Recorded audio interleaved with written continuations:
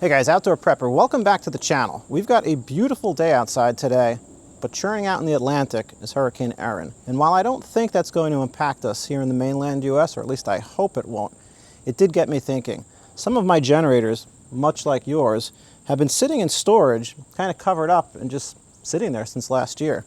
And now that this storm is out there, it's got me thinking that I probably should check all of my equipment. And I want to make a video to help you check yours and know what you should be looking at and why and how often you should do that. So let's just walk into the garage for a minute. And before we get into the details, I just want to point out kind of what we're looking at here in the garage. This is a really big unit. This is a Gidrox 10,000 watt tri-fuel generator, so it runs on natural gas, propane, or gasoline. It has a 50 amp service plug and a 30 amp as well as some regular Edison outlets. This is a great generator that can power your whole house, including your central air in an emergency. And I picked it up at a very reasonable price. It's routinely on sale for around $2,000. I'm going to post a link to this in the description, and I did a whole dedicated video on it, so I really think you should check this out. Moving on to this side of the garage, we have one of my favorites, which is the Harbor Freight Predator 5,000 watt dual fuel inverter generator. This runs on propane and gasoline. I've done some runtime tests on this, and I'll post those links as well, where I routinely get about 12 hours on a 20-pound barbecue propane tank, which is amazing. And then gasoline, roughly the same. And then this generator that's kind of covered up here as well, this is a smaller suitcase-style generator made by Champion. It's 2,500 watts, runs on gasoline and propane. I really do like dual fuel. And a unit like that is great to power your fridge, a couple of lights, a box fan, phone chargers, television, whereas this Gidrox can power your whole house, and the Harbor Freight can do a lot as well. Maybe some window ACs, refrigerators, freezers, televisions, computers, phone chargers. That is not a 240 volt generator, but this one is. But anyway, these units are covered up. They've been sitting here, and I want to take them out, put one of them on a table, and talk to you about what you should be checking if your generator has been sitting there for several months to a year, or maybe even longer. And I'm not just talking about the oil, there's several other things we should be checking. So let's pull the camera in closer. I'm going to take one of these units, put it up on a table, and we're going to do a review of what you should check, and then the other items that you're probably forgetting about that you need to have either near that generator or in a position where you can get to them quickly when an emergency strikes. Okay, so I've just pulled one of the units off the floor, and I picked this one intentionally because I actually have truly not started this in probably a little over a year. So I just put a pair of gloves on because, I don't want my hands to get dirty. But let's pull the cover off and see how this unit has fared over the last year that it's been sitting here. And what I'm checking right now is I'm just looking inside the cover. There's a giant spider. And while the spider is certainly not going to kill the generator, I want to keep this unit as clean as possible. So I am trying to just shake out the spiders that are sitting in the cover. Next thing I'm going to do is I'm just going to come over and give a quick visual inspection of the generator and a wipe down. And I'm going to tell you the reason behind this. It's not strictly for aesthetics of the generator, but what I have noticed in the past is I had an old generator, a Yamaha, which is a very expensive one. And I had it sitting in the garage, and I left it there for about 2 years. I came back to it, and it was covered in mouse droppings. The mice had chewed some of the internal windings. The generator was just basically destroyed. Kind of my fault, but not really, because this stuff can happen to anyone. So I'm just giving this a quick visual look, a quick visual wipe down of anything that may have gotten on it, and everything overall looks okay. The next thing I want to check, and this is really important, I want to check if there's fuel in the tank. Now, I store my generators, or I try to always store them without fuel, and I gave a quick look, a quick sniff. There is no gasoline in here, and that's exactly what I want to see. Now, if your generator has been sitting for 6 months to a year and you have fuel in here, even if you have stabilizer, my advice is get a siphon. You could pick one up at AutoZone or any of the parts stores, siphon out the fuel that's in here, dump it in your car. It's not going to hurt your car because your car has quite a large fuel tank, but you want to start with as fresh a fuel as possible. It's really, really important. I can't tell you how many generator problems are caused by or can be avoided by just simply having fresh fuel. All right, let's open this up. Next thing I'm going to look at here is this generator's been sitting, like I said, for quite a long time. So I want to see, does it look nice and clean inside? Does it look like there are, animal nests in here? Like, what is really going on inside this generator? Okay, so I pulled the camera off the tripod because I really want to kind of get in close here. I'm looking specifically to see, are there droppings, are there leaves, twigs, is a mouse building a nest? That's what I'm looking for in here right now. And I don't see any of that. Visually, it looks pretty clean to me.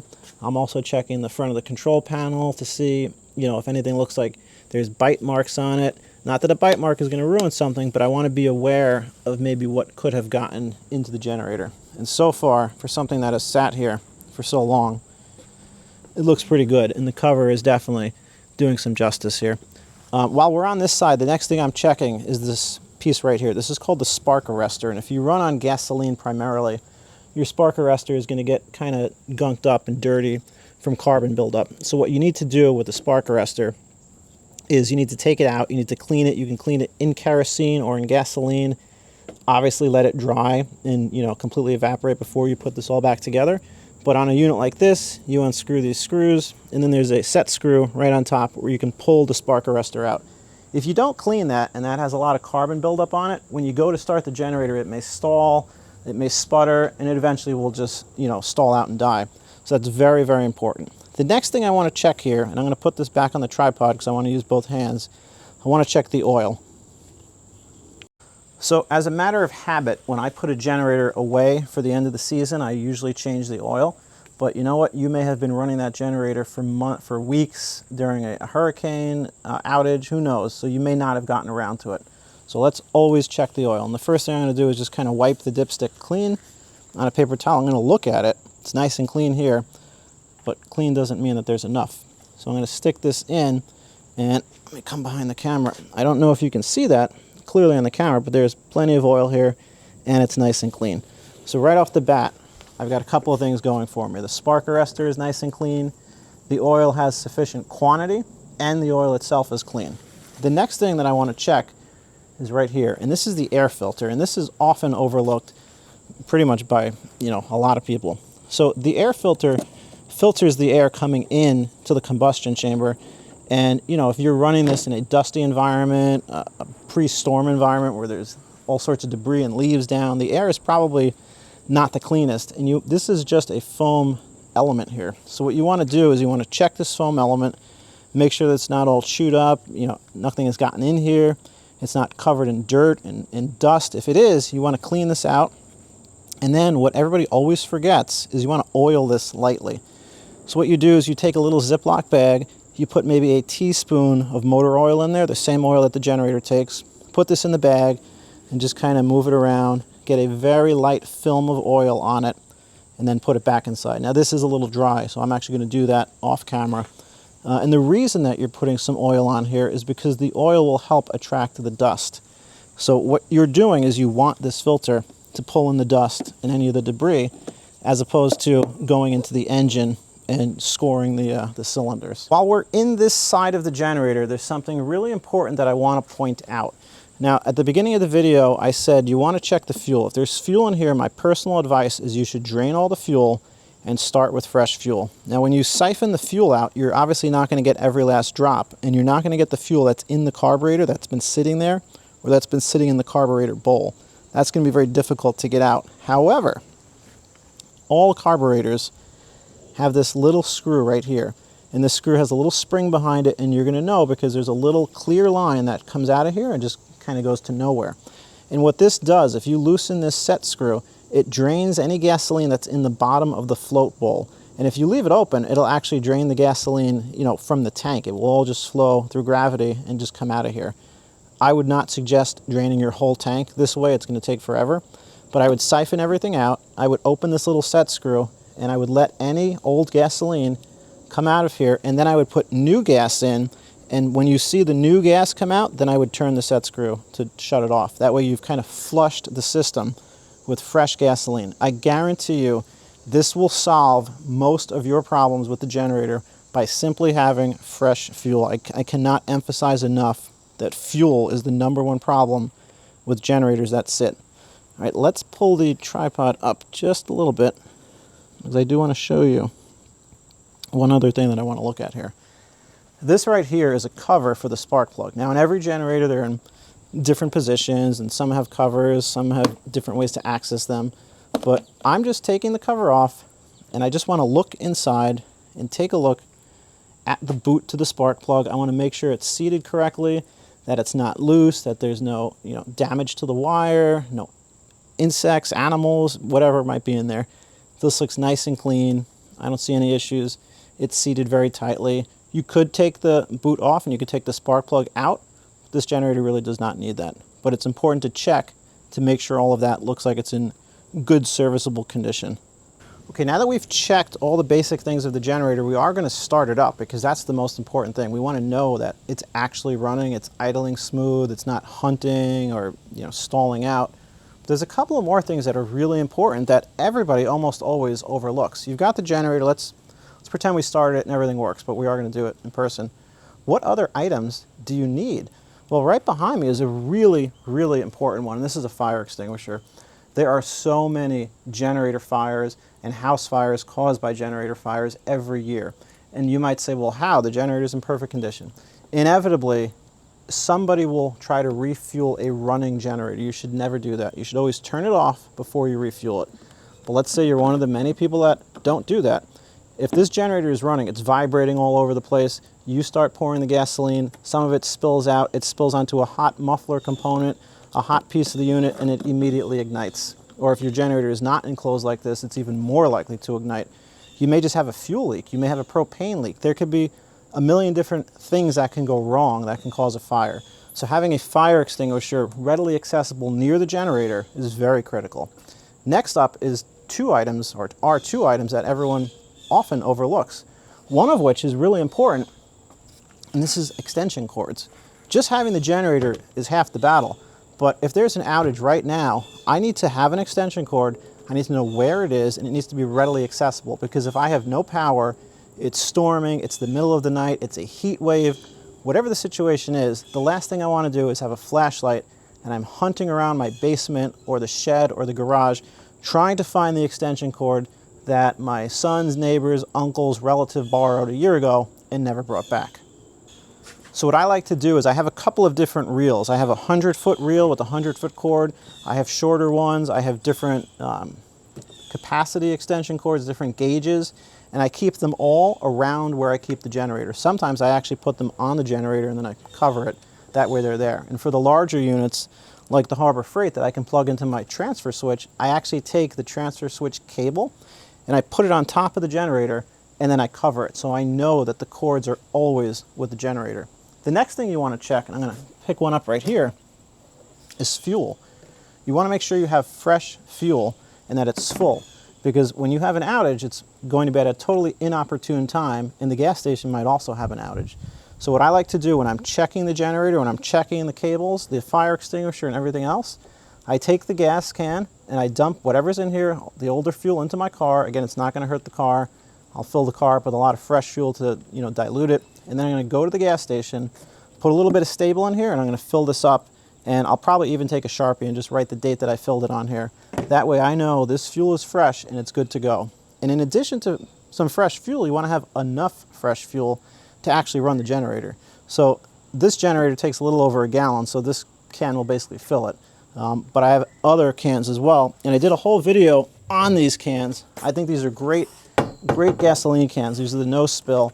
This is a 2.5 gallon. This is a 1.25 gallon, but these are great cans. Make sure you have enough of them on hand, and then obviously make sure that they're filled as well, because just having them will do you no good if they're not filled.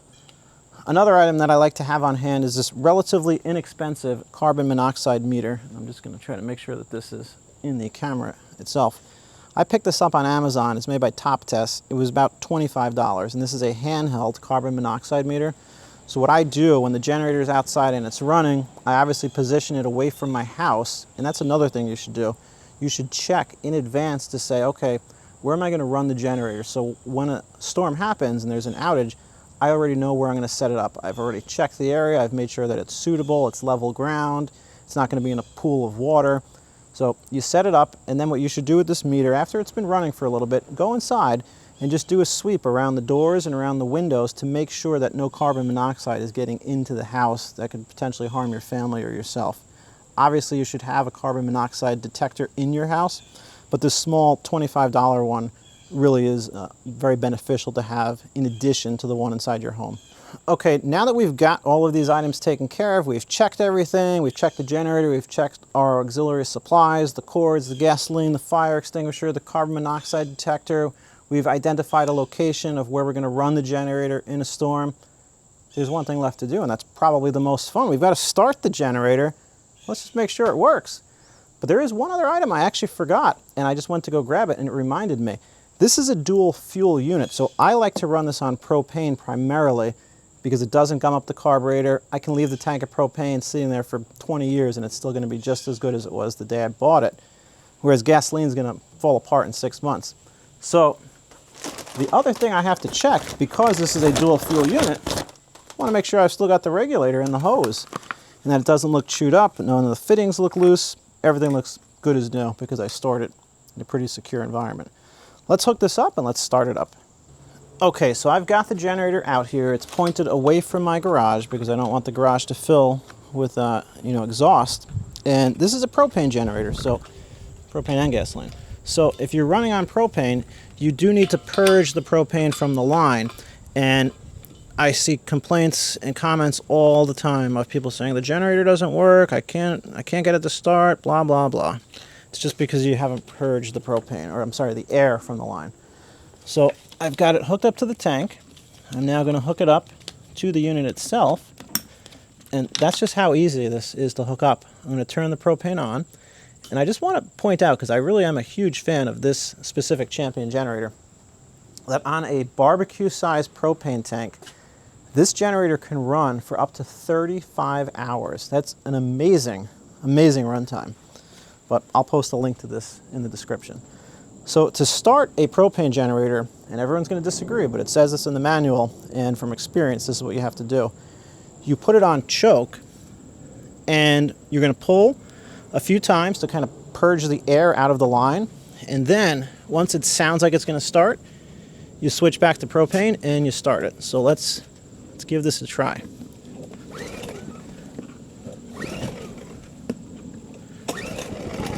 So that sounded like it was going to start. Let's move it over to propane and let's give it a try. Guys, look at that. That was so easy. And like I said, this unit has literally been sitting here for over a year. The light is going through a self-check because it's got a carbon monoxide detector, or meter, I should say. And if the level gets too high, this generator is just going to turn off. So guys, I think we are pretty good to go here. We've demonstrated everything you need to check, up to and including starting the generator itself. But there's one last item I want to check. Starting it is great. I want to make sure it actually works. So what I like to do is I keep a little clip light handy. And I store this clip light in the garage. And what I can do with the clip light, obviously I can test the generator, but it actually serves another purpose. When the generator is out here at night running and it's in the dark, I keep the light clipped onto it, and I keep it usually plugged in if I have the space in the outlet, because if I need to come outside to check something, I want to be able to see. So I don't know if you can see here on the camera. Let me move the light. But this light works perfect, which tells me the generator is putting out output, and that's what I want to check. Now that it's running, I'm going to let it run for about 20 minutes. I really want to get the oil moving around. I want to just put a load on it for a little while, and I just want it to run because it's sat for a year. Let it run for 20 minutes, kill the load. If it's propane, turn the fuel off and then just let it run out. If it's gasoline, do the same thing. Turn the fuel supply off, let the gasoline in the line burn out, then you should drain the gas. But again, if you're going to use it this summer, you could probably leave the gas for a couple of months. Guys, it takes a lot of time and effort to make these videos, and I really hope that you appreciate it and that, more importantly, that it helps you. If you could do me a favor, if this was helpful, if you could like and subscribe and leave a comment, because I check every single comment and I reply to every single comment. I hope you and your family stay safe during hurricane season, but I hope that if you need a generator, you're ready and it works. Thanks for watching.